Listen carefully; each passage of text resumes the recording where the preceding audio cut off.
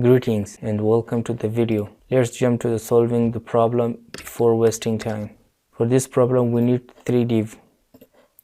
Before adjusting div, first change background color of body, making the div a little bigger, and adjust the position vertically as all div are the same position vertically.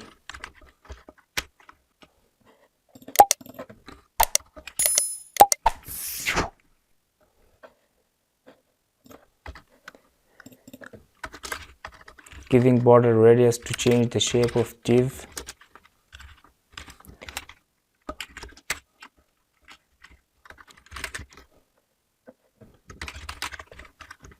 And now give each div different background color and a horizontal position.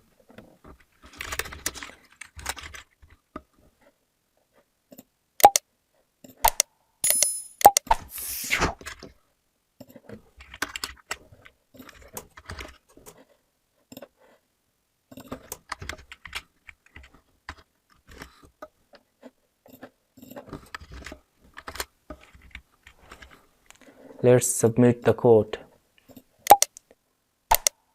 Thanks for watching the video.